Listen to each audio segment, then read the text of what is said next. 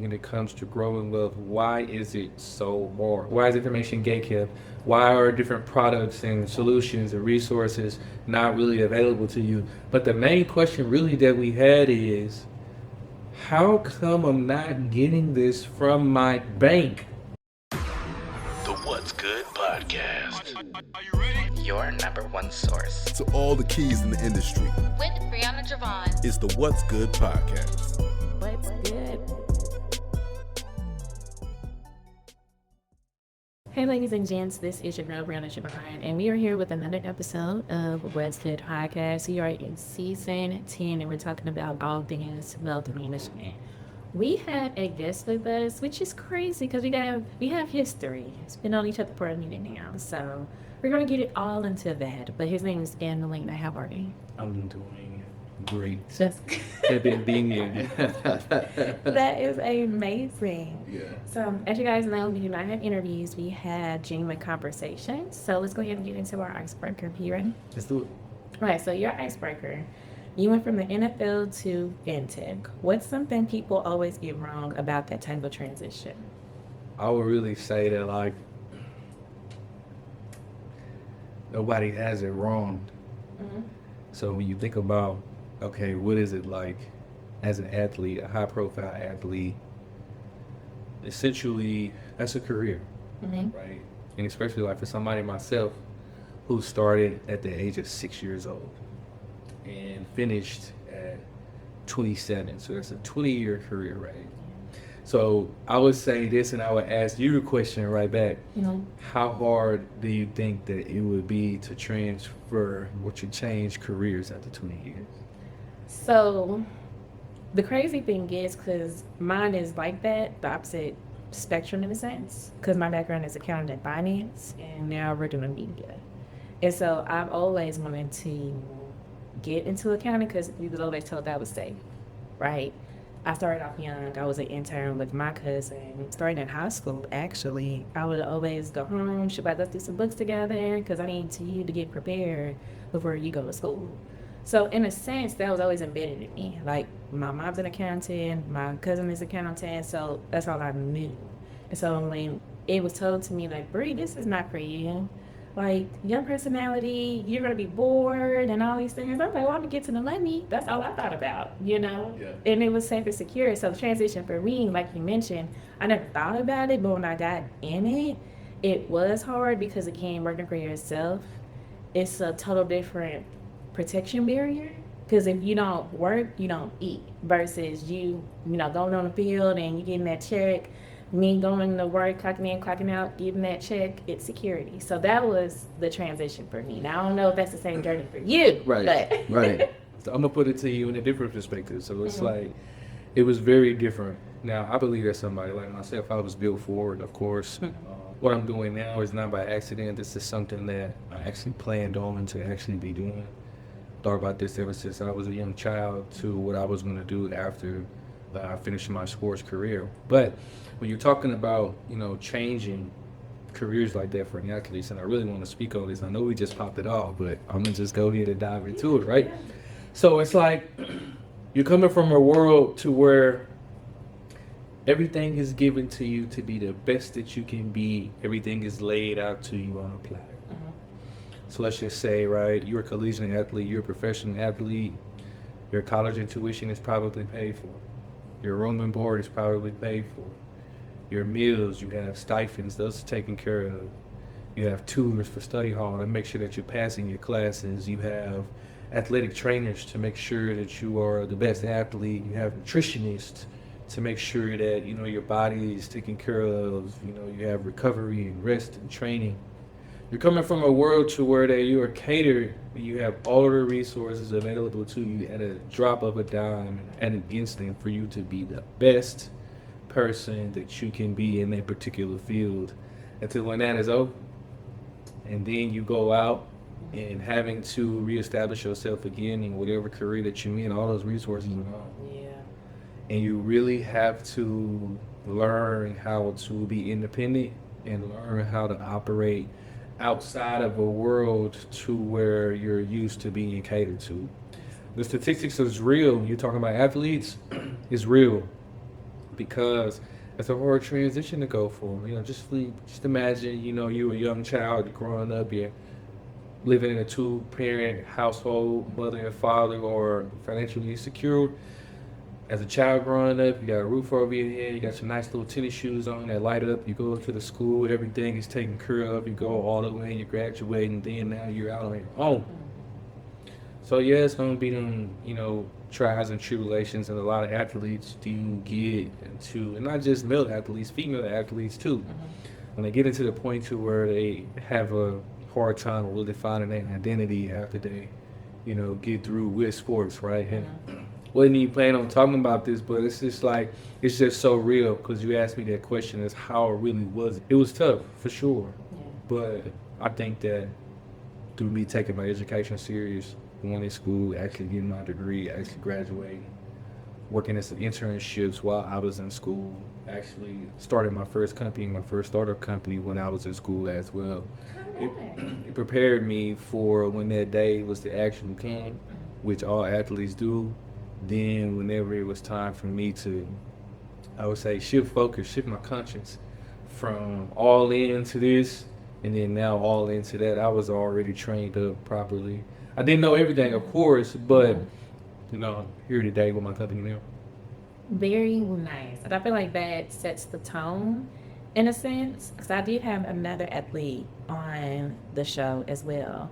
And he pretty much said the same thing when it came to, like I said, golden platter in a sense, to now whatever that experience is, now preparing the athletes after him to let them know not to get too comfortable in a sense. A pivot is a real thing that you may have to go through. So with that pivot, I want to go ahead and get into our conversation now, because now I can see how this all is going to come together. So what we usually do is we start off with who is the guest. So for you, Nim, who is Ben Malena? Always loved your last name, by the way. Yeah, it's a lot of people thought I was Hispanic and Mexican when I was growing up. Okay, see this little African American boy come in, I'm like, what's going on with that? But nah, Ben Malena, born and raised in Cedar Hill, Texas. A little bit about me, I graduated, off to college, graduated with a marketing degree from Texas A&M University. Now I am the co-founder and chief marketing officer for AlgoPear. We are a financial technology company, a software company. We build holistic digital banking platforms for financial institutions, so credit unions, community banks, regional banks. ICP, or our ideal customer profile, is financial institutions that have at least $1 billion in assets under management. And what we do is, throughout our technology systems, we enable financial institutions to provide tools, holistic products for their end members to actually allow them to grow. That is amazing. So many different layers that, of course, we're going to get into. But for one, from marketing standpoint to owning your company and probably using some of the experience what you learned in marketing to help market your own business, what does that look like? Well, I studied marketing in college. A mentor of mine told me that's what I was supposed to be doing, because that's a niche or a skill that no matter if it's a recession, no matter if it's the economy's going up, economy's going down, no matter if it's rain, sleet, snow, or sunny, everything that you do in business is centered around marketing, whether if it's growth, whether if it's sales, whether if it's operations, whether if it's whatever it is that you're doing to try to grow a business, marketing and branding is at the base of it. You can't do anything without that. Obviously, when I was in college, I did some internships. I was able to work for some of the largest tech organizations in the world. I did an internship in San Francisco with a company called Ripple. It's the largest digital asset company worldwide, especially here in America. Got some great tools, I got some great knowledge and wisdom. When I was in college as well, I founded my first company, which was a visit with me and my roommate. It was a centralized logistics company. So back during that time, Yelp was real big. Google Maps was just starting to be developed with all of the centralized information. You could click on a restaurant, click on a business, you can see their time, openings, closings, all that information and stuff like that. So we built a centralized information for Texas A&M University and wanted to sell it to it as well. So that was dope. That's beautiful. You just gonna skim over that. Yeah, they bought it, so we're good. Yeah, big, shout out, man, to, visit the whole team, my whole roommate and everything. And then during that time, I was still an athlete, of course, so I'm, kind of balancing both of them, just trying to, get my mind ready and get it ready. But when you're talking about like experience, like how does that like, owning the company? Obviously, my co-founder is a great friend of mine, Ronnie Green. He's from the same area that we're from. So we just merged up talents. So I had a great marketing and branding background and what that is. And marketing and branding and strategic growth, partnerships, business development. That's really my specialty, right? And then, partnered up with my co-founder as a builder, great in sales, great product, great visionary, understanding trends and how to actually go to market.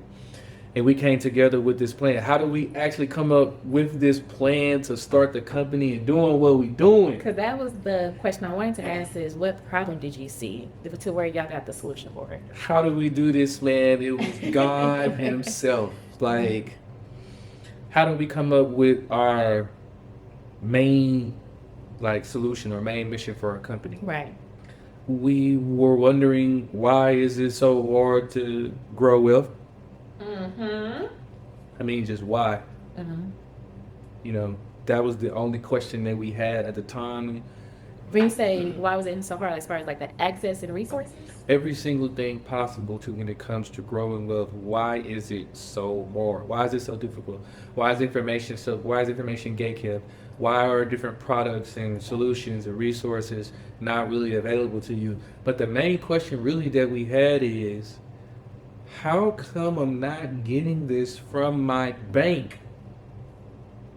Okay, so I got a financial institution, right? You have my social security, you probably have a credit card together, you probably own my mortgage, you probably have ownership on my cars. If I have a business, I may have a business loan or whatever.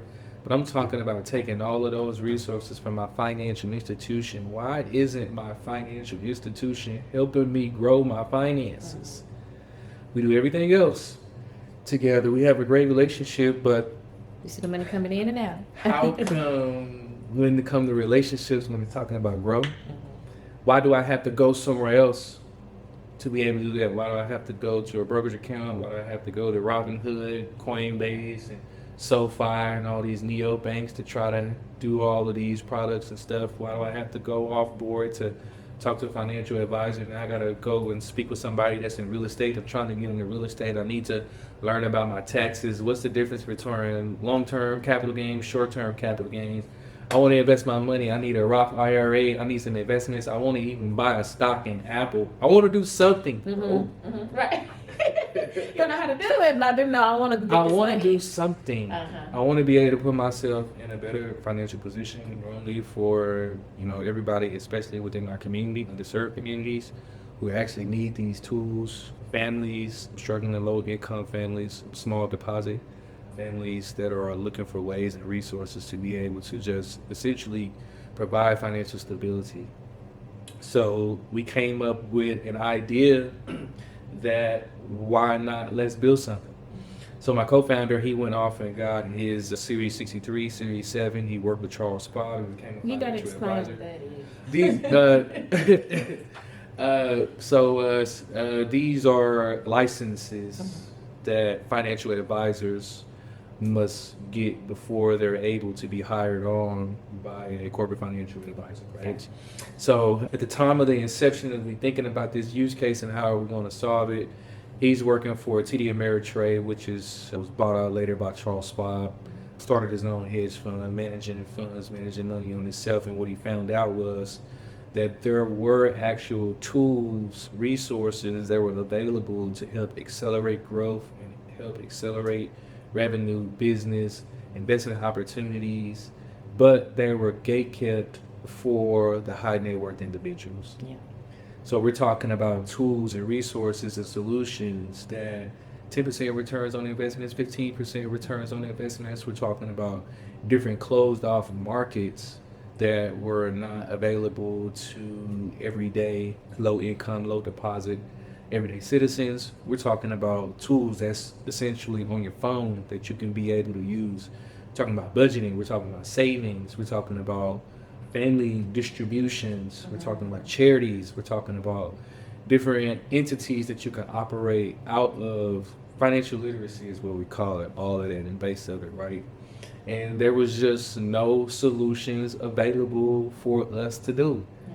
So we figured that, let's just go out on a limb and let's just try to solve this problem. So what we first started doing is we started a trading community.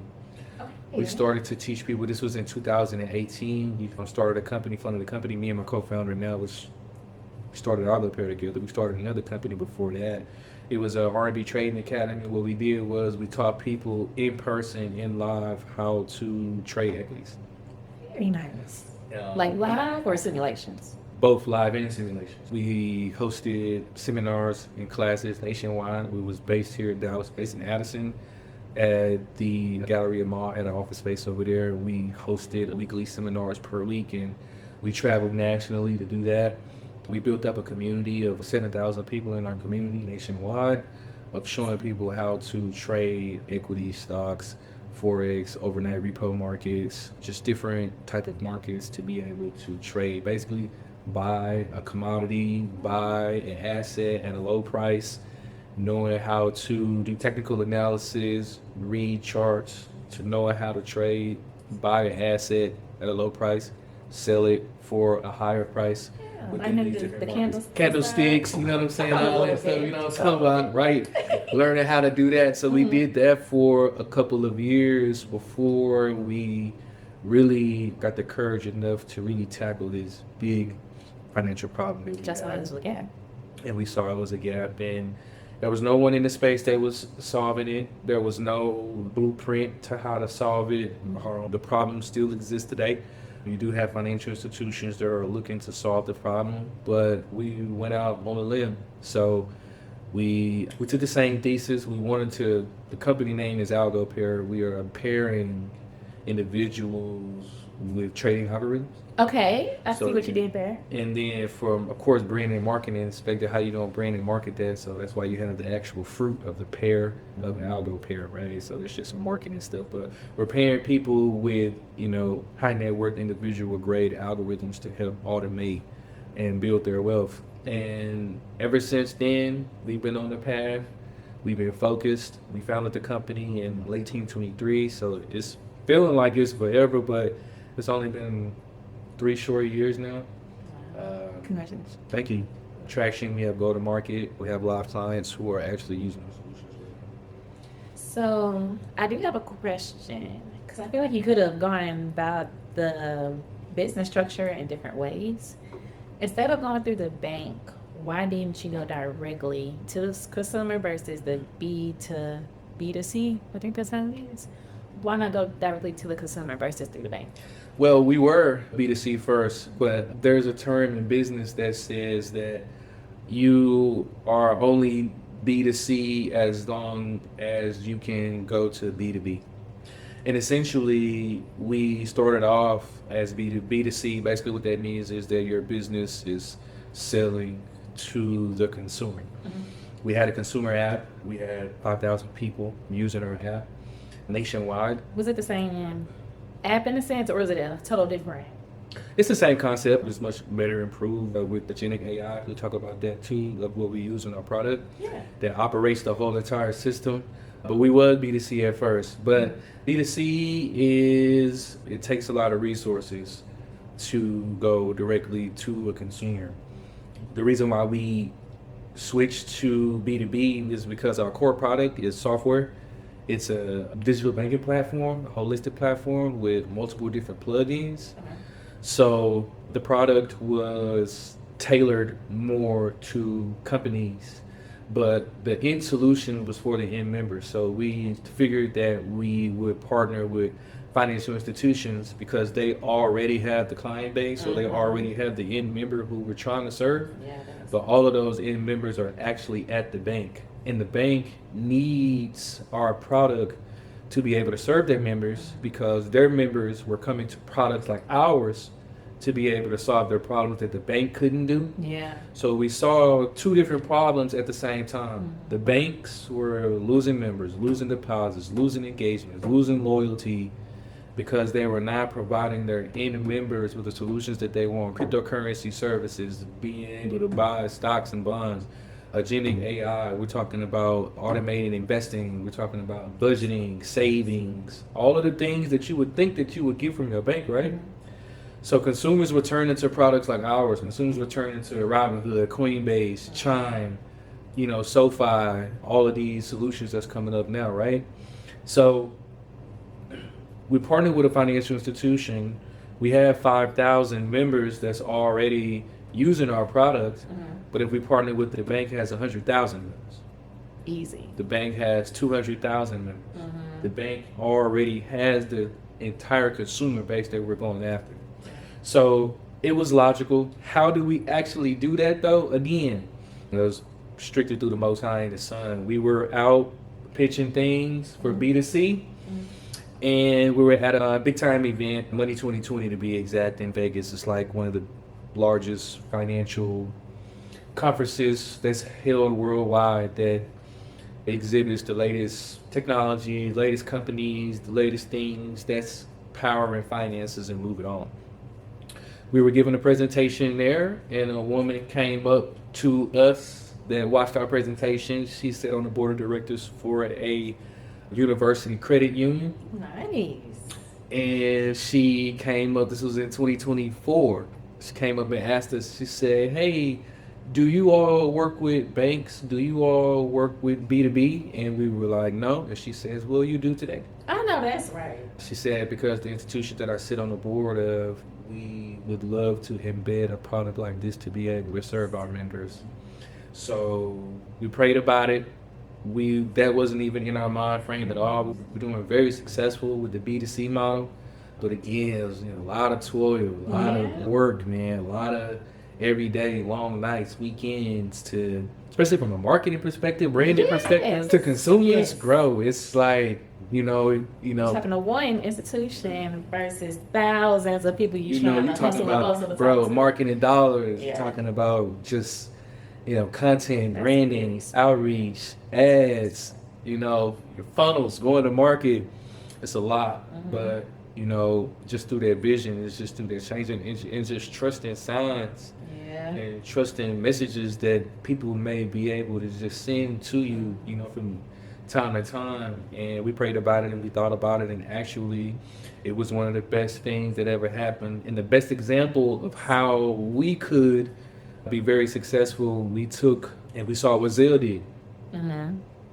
So Zelle, everybody probably knows the company Zelle, the payments company Zelle, that allows you to send money to virtually anyone worldwide. Exactly. Zelle was a B2C company at first. At first you had the Zelle app on your phone individually, just like how you have Venmo, right? Individually.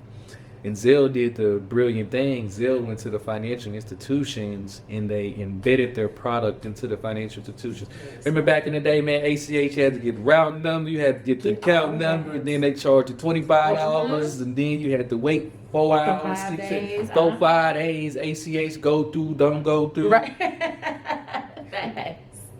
Yes. Zelle solved a huge problem, a huge sending money problem, huge payments problem that banks didn't even fix. Yeah, didn't even probably know that was a problem. They just didn't want to. Let's say that. So they relied upon a vendor to be able to come and solve their problems.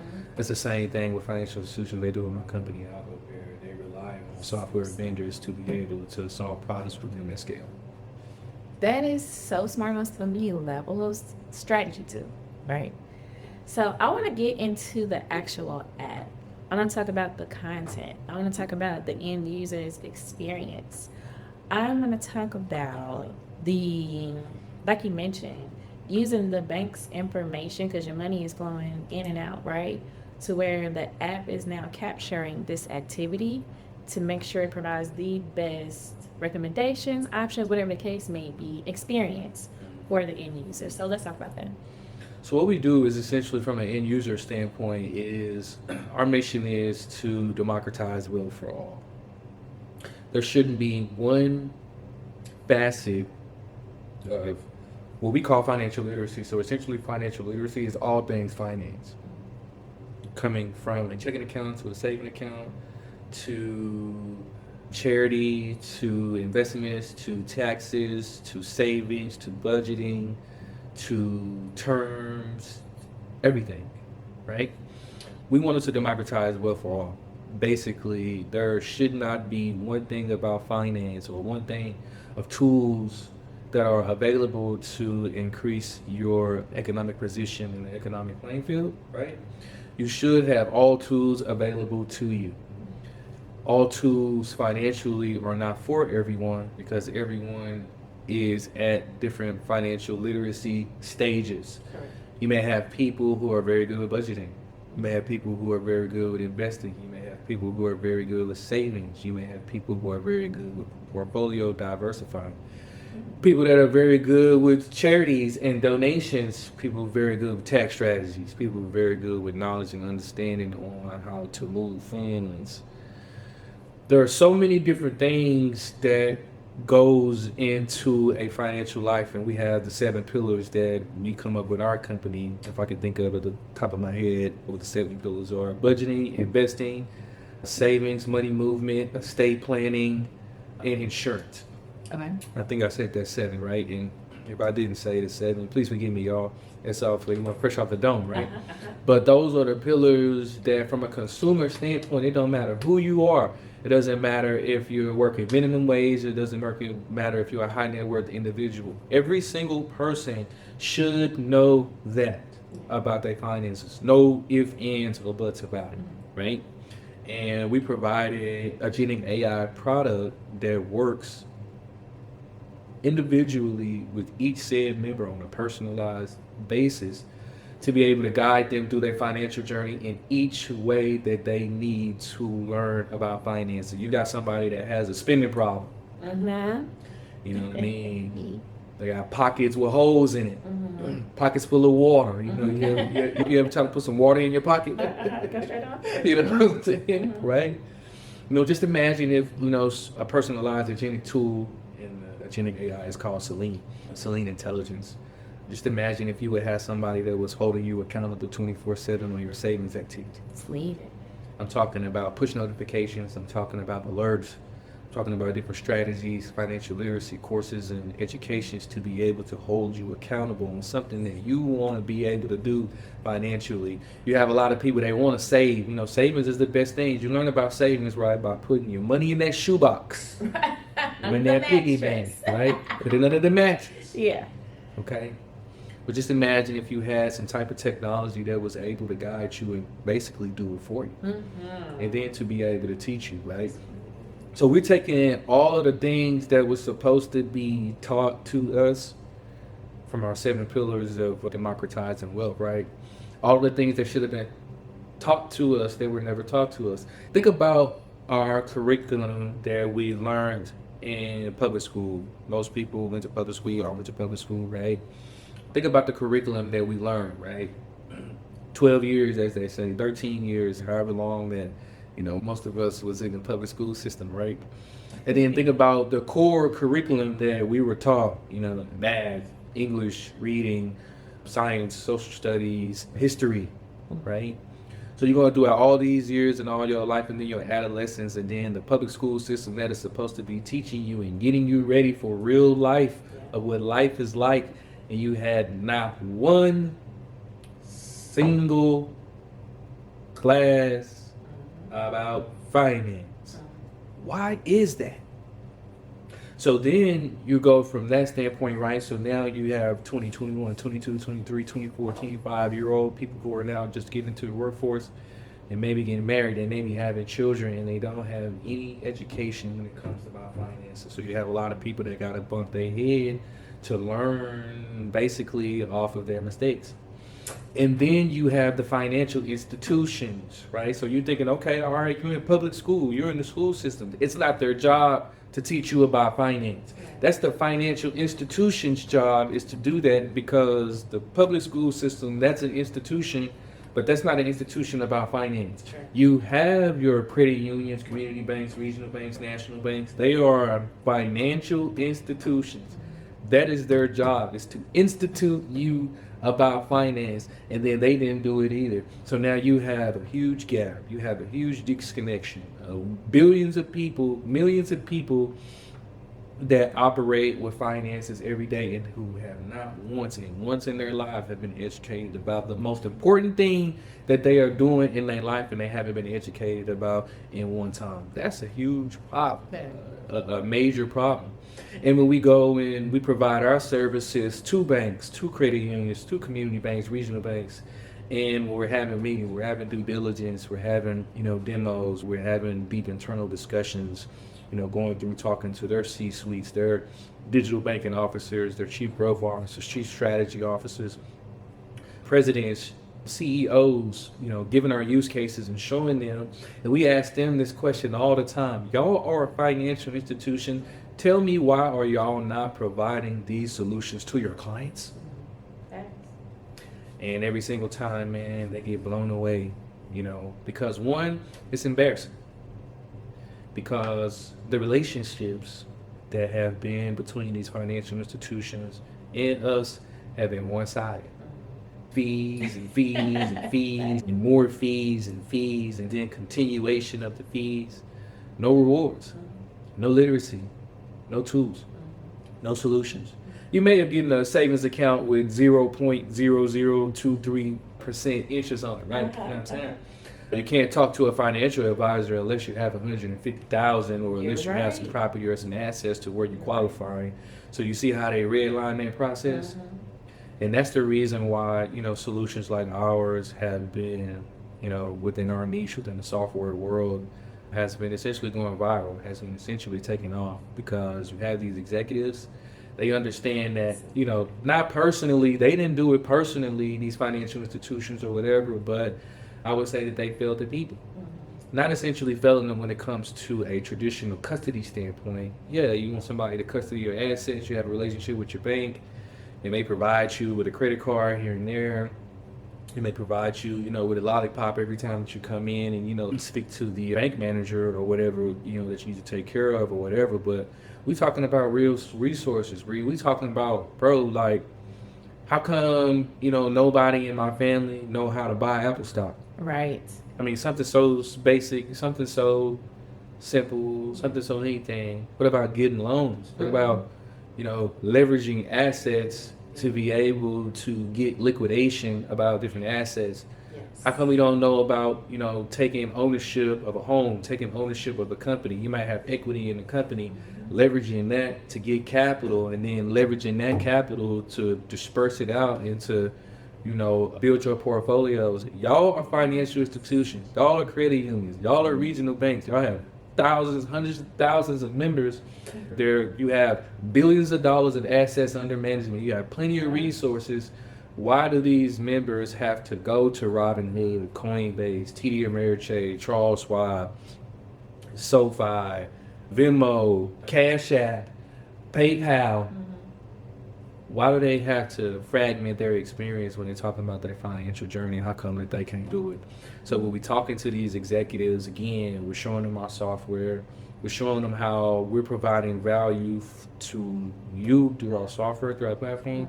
But most importantly, this was, at first, we was B2C. So we kept that same component. We want this for the end member. We want this for the ones. Just imagine that if you were able to save, you were in your household, you were able to save $500 a month. Yeah. Okay. Yeah. And not having the worry or the stress to be able to save that $500 a month. And it's automated throughout your budgeting plan to be able to help that household save $500 a month. That's $6,000 a year. And just imagine that $6,000 a year is going into a portfolio that is making 10% annually on top of that, plus another $500 that's coming in. You do that, for a good 5 years, what you can have for your family, right? And people may thinking, 10% on $6,000, right? That's $600. If we continue to, go down on that path, you look 10 years, but 10 years come like just within the, but how we get that antsy feeling, we want to get it in overnight. Microwave. You know what I'm saying? We want that fast thing. But again, you're talking about really solving a problem. That's what it is that we're doing. We're providing our technology and our software to the biggest of institutions who are seeing them losing their customers. Got a question for you. How many financial apps do you have on your phone right now?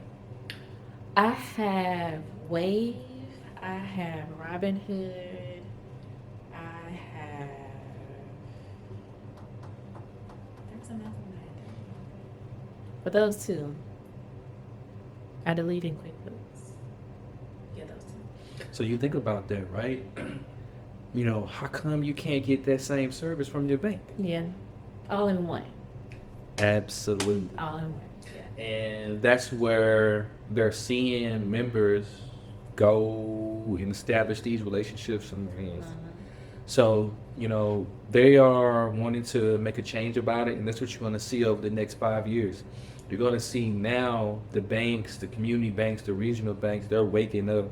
They're going to start providing these resources for their members. They're going to start providing these solutions for their members. They want to be able to, have their members trust them. But Yeah. ultimately, for the end member, again, we have to democratize this wealth. Just like what the internet did for information, it democratized everything. Yeah. There's no Everything's more accessible. gatekeeping anything. Everything is accessible at the tip of your finger. You can communicate with anyone across the world. All you have to do is make sure that address is right, or that phone number is right. You can communicate with them. You can get access to any information. You have learning language models, AI, ChatGPT, Perplexity, all of these new AI models for information is just at the tip of your finger. You're able to just get anything. But when it comes to financial resources, though, that's still gatekept even in 2026. So over the next couple of years, you're going to see an explosion and boom of democratization of wealth building tools, which is going to allow a lot of people to level their playing field, to level their position in the economic playing field. And to be honest, that excites me. So thank you for sharing that as an upcoming trend that you're seeing within the industry, because again, it's been hard. It's been hard. As we go into our next segment, highs and lows, that was a good pivot to it, is in your high moment, can you share an experience that you've seen as far as a transition with someone as they have been introduced to the wealth of knowledge within your app? Absolutely. That's a great thing, man. I'm going to start with myself. Okay, we love that. You're pushing the product, you got to use it, right? Mm-hmm.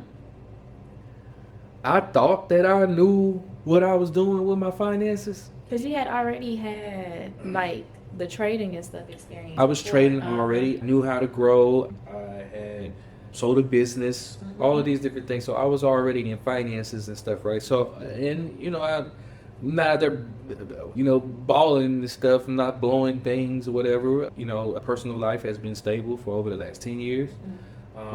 So I'm okay. I thought that I was okay. But when you're talking about the power of this product, you're talking about the power of agentic AI, man, I was like, wow, this product is actually for me. Because I never knew how financial illiterate that I actually was. I thought I was cool because I got, credit lines, okay, got a little, some, little things over here, lights on at the house. That's, pretty much you good, right? Right, got, right. some nice shoes and stuff. I'm okay eating, but when you really think about it, you're talking about, those 7 pillars from how much a product like ours really helps, really trains the mind, trains the subconscious, trains the conscious, trains the spirit on one, your relationship with money, your relationship with finances, your relationship with just, I would say, energy. Right? Because money is water, money is energy, money is electricity, right? It has to be able to be passed, from hand to be able to sustain life, right? So that development in that relationship with that, even using my own product, man, this is like revolutionary. This is transformational. This is groundbreaking. And we honestly believe that our product is going to be able to outgrow us. It's going to become its own worldwide. Just like how everybody has a cell phone in their hands today, we believe over the next 10 years that everyone will have agentic AI when it comes into wealth building. It's going to be a part of everyone's life. The thing that I like about it the most is, I think the most important thing that I would say in the community that we overlook, and it's something that we've been taught about finances, but it's something that we overlook, is just savings and budgeting. You got a shoebox, right? So you're saving. You got a savings account, so you're saving. I got a piggy bank, so I'm saving. That's what you would think savings is. And it's stuck there. But all you're doing is you are depositing money into an account. You're not saving. You know, savings is a lifestyle. Savings is a commitment. Savings is not putting money as we think. I got a savings account, puts money in, I'm gonna save, then I'm gonna let it grow. No, savings is a lifestyle. Savings is a discipline. And through Celine being able to teach me that, to change my collective conscious of what I thought about what savings is, right? Savings is your insurance policy. Savings is your lifeline. Savings is your foundation to your house. You're building that house, right? Okay, you got the sheetrock, you got, you know, the plumbing, you have the electricity, you got the roofing, you got all of that, but your savings is your financial foundation.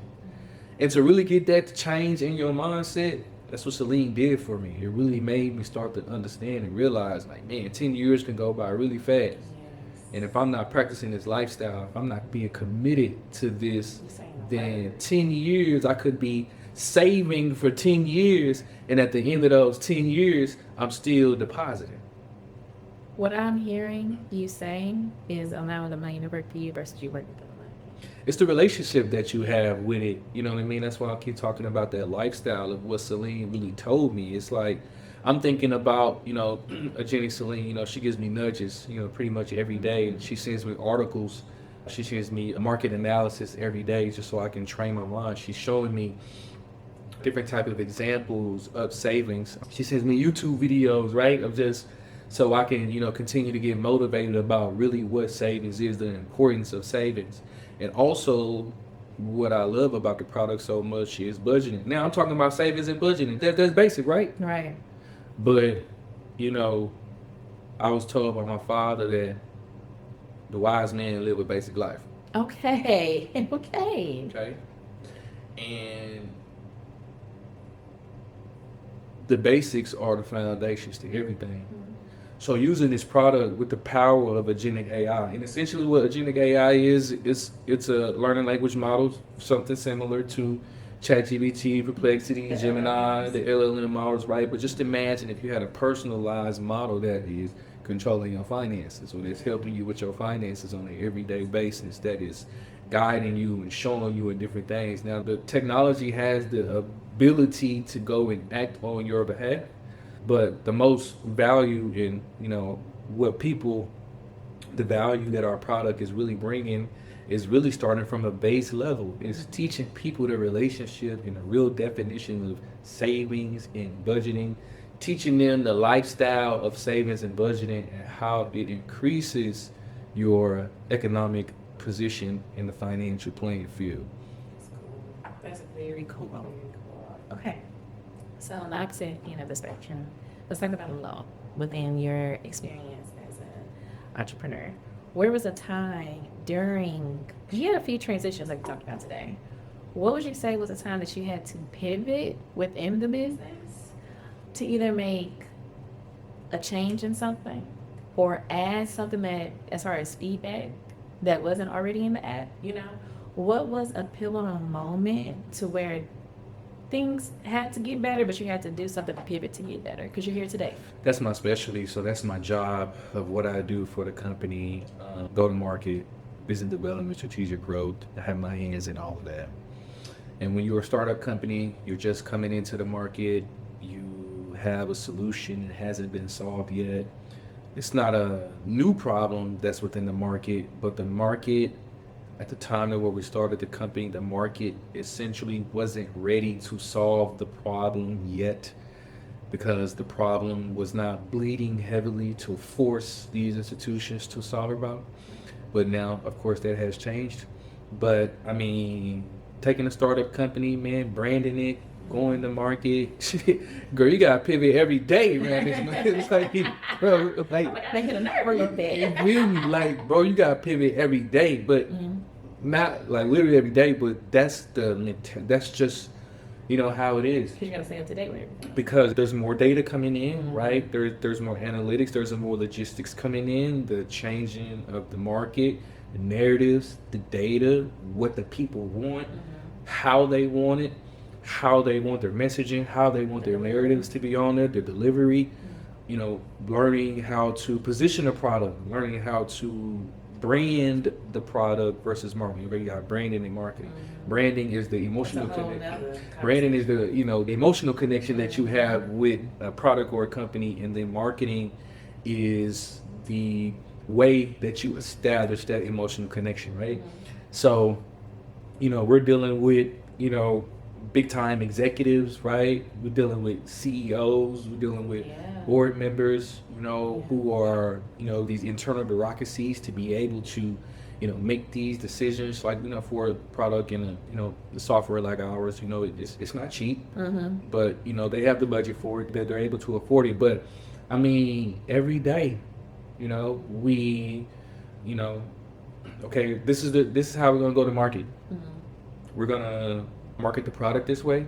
We're gonna do educational things, podcasts, webinars, newsletters, and this is gonna get their attention. This is the reason this is gonna be our base, and this is how we're gonna go to market. In 3 months, you don't get a budge on nothing. Right. So then you can't keep doing the same things that you're doing. You're gonna have to pivot. You're gonna have to go. You're gonna have to get more data, and then it's just like being in front of that pot, man. You put a little salt in it. Taste it, a little bit much. Then go get some basil leaves, right? Go get the basil. That is You know what I'm saying? Put the basil in there. Go get some bay leaves. Go get some, some slap your mama. Gotta put it in. It's just the same thing of that. So, and that's very important as a visionary. Not being, I would say, stubborn, stiff-necked, hard-headed. What you believe is right, or what you believe That controlling is the end way of it all. Got to be humble. You have to read the data. The data is going to tell you what to do. The analytics. You have to listen to your customers. You have to listen to what they want. You have to listen to how they do things. And for us, we have successfully entered the market. We have brand equity. We have a great marketing, internally and external. But it definitely took about 75 pivots. Of just everything of the delivery, the imaging, the messaging, the quality, the product, the positioning, the brand, emotional connection that you need to establish, the actual effectiveness of your product. Does it work? Does it not work? Do members want it? Do people want to buy it? Is the market actually calling for what you want? Yeah, you got the best product in the world, but if there is no market for it, then your product is really pretty much for nothing. So that's my job, man, and I'm still continuing to do that today. Just with pretty much everything, learning how to pivot at a drop of a dime, and not being, you may have, I may have taken, just freshly a 6 to 8 week campaign, and I may have to change up some stuff in the middle of the campaign to be able to be effective with the audience or whoever it is that I'm trying to reach. So, man, that's very important. It's very tough. It was very tough in the beginning.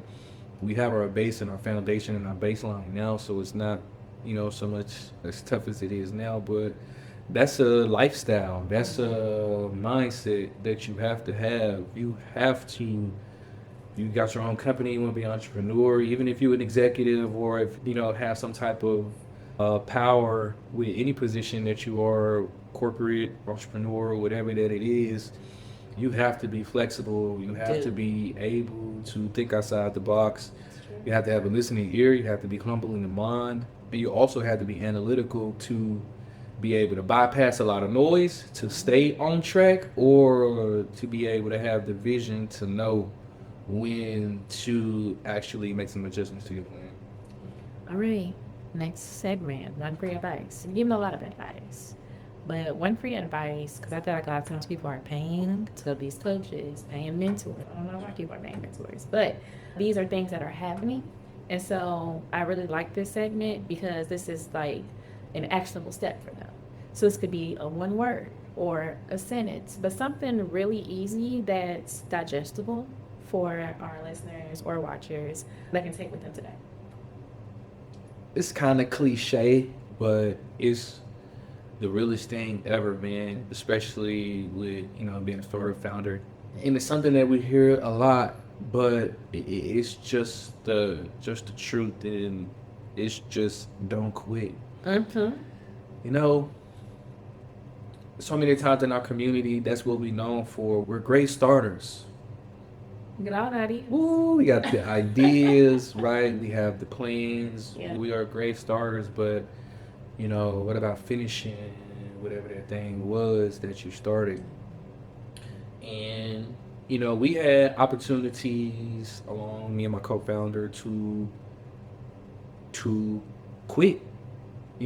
People coming with us trying to buy the company. People, Really? I can't believe that. trying to poach us. Come and do the same thing that you're doing, but do it over here. I give you lofty salary. Oh, I see what you're saying. They need a face, and I'll be the worker. We you do what you do over here, what you've been doing. I love the way that you build. Come over here, I'll pay you a salary with some incentives and come and do it over here. Doubt, frustration kicks in, uncertainty kicks in throughout the way. Your spirit talks to you sometimes, angry. You feel sometimes that, what am I doing? I could take the blue pill and just ride it on out and just to be easy. And no matter what it is that you're doing, for all the listeners that's out there, like, it's cliche, man, it is. But I'm telling you, never quit, because, when the sun is shining and the flowers are blooming and the fruits are getting ripe and the grass is green, quitting is never on anybody's minds. That's good. It's when that storm starts to beat vehemently upon that house, and the storm starts to descend. That's when we normally try, pack our bags and go to start to do the comfortable things. And while you're not quitting, don't be naive to understand that, by not quitting, it's going to take, you have to go through pain, you have to go through sacrifices, you have to go through hardships, you have to be tried, because this lifestyle, you have to be proven first. Before you get accepted to be able to do something like this, you have to be proven, whether if you want to follow it or not. If you look at, my co-founder, we love to look at different examples of different people being successful, different things of that nature. And, a lot of the most successful things, people, companies, situations, organizations, you look at those companies for the first 10 years. And if you look at where they are right now, and you look at them for the first 10 years, probably in debt. Yeah. No customers, trying to figure it out, trying to find a way. But year 11, it changed. Year 12, it changed. Now, I'm not saying people have to wait 10, 12 years for any kind of success, but I'm just saying, though, that, if you don't quit and you really believe in what you're doing, and you're not psychotic about, what it is that you're trying to do, you're not trying to, ride your bike to the moon or something like that, right? But, if you are doing something in a way, man, if you have that spirit to where, you don't quit, you really believe and you got faith in everything that it is that you do, then, after that hardships and time, when you finally make it over that hump, It's gonna be worth it. And you finally, see the sun again, those times to where you wanted to quit, where you wanted to change, you will realize that it was just like a leaf that fallen from a tree. You go back and you look back at it, you see that leaf on the ground, you didn't know that leaf was on that tree for 5 years, 10 years, but now the leaf is on the ground, right? So it's essentially just like that. I think about the times now for me to where, I may have took the blue pill. We call it taking the blue pill. It's just, life give you a lemon and you just take it and you just, take the lemon. You don't make lemonade. You don't make, lemon ice cream, lemon pound cake, lemon cookie. Like you can, right? And when you just to like, keep it in that ram, man, you don't give up. Playing sports, I learned there's a term here, finish through, right? It's a finish through, whether if you going through a drill, whether if you, whatever it is in sports, play to the whistle is what they say, right? Finish through. That's real. Entrepreneurial life is not really for everybody, but it doesn't matter if entrepreneurial life is for everybody. We're talking about financial literacy. Financial literacy is for everybody. It doesn't matter if you're an entrepreneur, whatever it is, the type of lifestyle, career that you have. Again, that's why we love our products so much, and that's why financial institutions love our technology so much, is because this is a basic necessity that should have been solved 60, 50 years ago, to be able to provide, people with these resources. So, be smart, be educated. It is whatever it is that you're doing, but, don't give up. I know it sounds cliche, and I know it does, but probably one of the best proverbs ever. Good. I think tell the people you gave us a lot of wisdom, gave us a lot of resources, all the things. So tell me about it and stay connected with you. Ben Malena on all platforms. Take a look at my company, www.algopear.com. Again, we are a holistic digital banking platform embedding into financial institutions, credit unions, community banks, embedding our software to enable financial institutions to provide holistic wealth building tools for everyday customers and low deposit incoming. So there's agentic AI with investing, with budgeting, financial literacy, rewards, portfolio management, savings, everything that everybody needs. www.algopear.com. Follow me on LinkedIn, Ben Malena, all the social media platforms. You can email me too as well at Malena@algopear.com. It's MALENA@algopear.com. Anybody want to talk, podcast, all inquiries and all everything business. And I'm out here on the block, man, too. You can catch me. You know what I'm saying? Like, I ain't no stranger. Like, I'm out here. Very low key, but I'm in the places to where I need to be pushing initiatives and trying to provide as much value for the community as possible. I love that. Okay, so our last thing is our motivational moment. And what we do here is just to give everybody, based on all the knowledge and all the things that we gave, just a little bit of inspiration before we wrap up. And so I do want to throw it to you. Usually it's a Bible verse that I do, a quote that I do, anything that sparks my eye. But when we first had that conversation on LinkedIn, it really hit me as far as the growth from Cedar Hill days to, you being in the NFL, now being a business owner. I've even been a business owner before, we got to where we are today with AlgoPear. So I want to throw it to you as far as the inspiration today, the motivational moment. And if you can share a quote with us, if you go by a certain Bible verse, anything that really inspires you to either get the day going. If you're having a bad day, you kind of go to this mantra, in a sense, that helps bring your spirits up or keep it consistent, keep it humbly, in a sense. Yeah, for sure. Yeah, my faith is very important to me. Proverbs 3:5, trust in the Lord with all our heart and lean not into our own understanding, is basically like the everyday mantra that you want to, because I know sometimes I wake up in that morning and if I can go off my own understanding at that moment in time, sometimes, a lot of times, you probably wouldn't even see me here today. You know what I mean? And basically just what that means to me is just that, sometimes internally, sometimes spiritually in the mind, we can be battling different things. We may have different circumstances that we may be going through, whether if it's personal, whether if it's relationship, whether it's financial. We all have our different elements and impurities. But when you understand that everything is always bigger than you, whether if it comes to you, whether it comes to your family, whether it comes to your brother or sister or your neighbor or the next generation that comes behind you, every single one of us has a mission to be able to do something. That's to be the best at whatever it is that we need to be. And sometimes internally that we don't want to do that and we don't want to be that way just because of different circumstances. But if you block out that about yourself internally, which is yourself, right? Flesh, right? Or those things. And then if you can, find that spirit that's that powers you on a daily basis inside by trusting in the Most High, trusting in the Lord, leaning not into your own understanding is, how I perceive that. And it allows you to continue to do the right thing, to be motivated, to continue to push, to continue to be an inspiration, motivation to people around you, to be a light pretty much, and to, take advantage of every single day that we have here on this life. I know sometimes you may thinking that today is just an ordinary day, but today is the day the Lord made. When I say this has, because we both came in here being tired, right?